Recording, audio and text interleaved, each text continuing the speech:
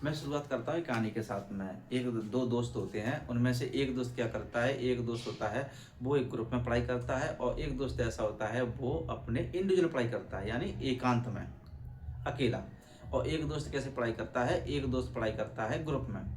अब बात ये होती है कि दोनों में से बेहतर तरीके से पढ़ाई कौन कर सकता है। दोनों के अपने अपने क्या हैं, फायदे भी हैं, और कहीं ना कहीं थोड़े से उसके क्या है, थोड़े से डिसएडवांटेज भी हैं दोनों के।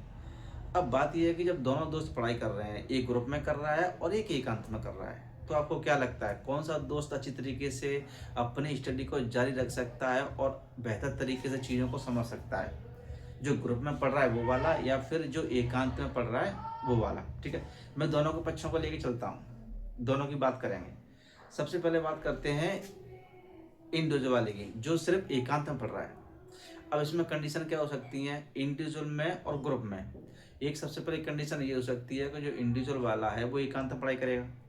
अब एकांत में पढ़ाई करेगा तो उससे किसी भी प्रकार का कोई डिस्टर्बेंस नहीं होगा, वो अपने एकांत में पढ़ाई कर रहा है। ठीक है, अब दूसरे की बात करते हैं ग्रुप वाले की। अब ग्रुप में क्या है कि वो ग्रुप में बैठ के पढ़ाई कर रहा है। वो कैसे कर रहा है, ग्रुप में बैठ के, अपने ग्रुप में दो चार दोस्त बैठे हैं, उनमें सब बैठ के पढ़ाई कर रहा है। ठीक है, वो ग्रुप में कर रहा है, वो एकांत में कर रहा है। अब यहाँ पर दो कंडीशन बन सकती हैं कि एक तो वो एक एकांत में पढ़ाई कर रहा है तो कोई डिस्टर्बेंस नहीं है, आराम से कर रहा है। ठीक है, दूसरा क्या है कि दूसरे ग्रुप के साथ में, अब ग्रुप में होता क्या है कि मान लो एक पढ़ाई कर रहा है, दो बातें कर रहे हैं, ये भी तो होता है। या फिर मान लो कोई ऐसा कोई टॉपिक छिड़ गया जो कि पढ़ाई से संबंधित ना हो। ठीक है, तो क्या हुआ कि पढ़ाई तो एक तरफ हो गई, उस टॉपिक में लग गए, ये भी होता है। क्योंकि जब मान लो चार पांच दोस्त बैठ के आपस में पढ़ाई कर रहे हैं तो अक्सर ऐसा हो जाता है कि किसी न किसी टाइप वो बातें छिड़ जाती हैं। ठीक है, लेकिन एकांत में बैठा है तो क्या कर रहा है, एकांत में बैठा है तो अपना सिर्फ पढ़ाई पर ध्यान है। अब दूसरी कंडीशन देखो। अब दूसरी कंडीशन में क्या होता है कि मान लो अगर इंडिविजुअल वाले को क्या करना हो, किसी से डिस्कस करना हो किसी क्वेश्चन के बारे में, लेकिन बात ये आती है कि जब वो अकेला सिंगल है तो किससे डिस्कस करेगा। और दूसरी तरफ जो दूसरा बच्चा है वो क्या कर रहा है, वो दोस्तों के साथ में बैठा है, और दोस्तों के साथ में बैठा है तो क्या कर रहा है, वहाँ पर वो बैठ के डिस्कस भी कर सकता है बच्चों के साथ में। भाई उसके साथ में मान लो दो चार बच्चे और भी बैठे हैं तो वो क्या करेगा, वो दोस्तों के साथ में डिस्कस कर सकता है चीज़ों को। एक क्या है, एक दूसरा जो इंडिविजुअल है केवल अकेला बैठा है वो डिस्कस नहीं कर सकता। वो क्या कर सकते हैं, वो किसी भी टॉपिक को डिस्कस कर सकते हैं। ठीक है, तो बातें दोनों की तरफ है, कहीं किसी के फायदे हैं कहीं किसी के फायदे हैं। ठीक है, लेकिन बात क्या मायने रखती है, बात ये मायने रखती है कि आप इंडिविजुअल कर रहे हो या फिर आप एकांत में कर रहे हो या फिर आप ग्रुप में कर रहे हो। बात ये मायने रखती है कि आप कितनी ईमानदारी से पढ़ाई कर रहे हो। किसी भी काम के लिए ईमानदारी करना बहुत जरूरी है, और खासकर पढ़ाई के लिए।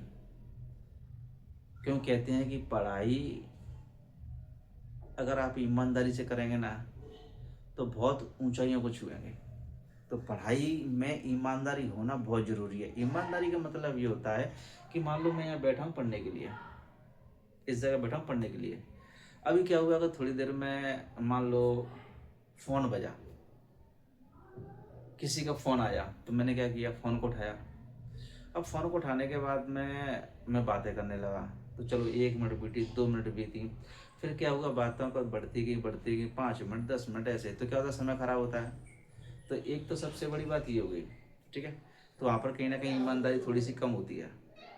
और इसके अलावा बात आती है ऐसी जगह पर, मान लो कि आपने फ़ोन उठाया, फ़ोन पास में रखा है मान लो यहाँ, तो आप स्टडी बैठे कर रहे हो इस जगह, मन किया फ़ोन उठाया तो चलो कुछ देख लेते हैं, मैसेज आ जाए क्या आ जाए। आपने मैसेज तो देखा ही देखा, मैसेज के साथ में आपने क्या किया, क्योंकि आजकल हर फ़ोन में सब जो ऐप होते हैं वो इंस्टॉल होते हैं ज़्यादातर। तो आपने क्या किया, फ़ोन में मैसेज तो देखा ही देखा, साथ में आपने कोई सोशल मीडिया प्लेटफॉर्म खोल लिया आपने। तो फिर आप क्या कर रहे हैं, फिर उसके बाद में आप उसको खोल के बैठ गए।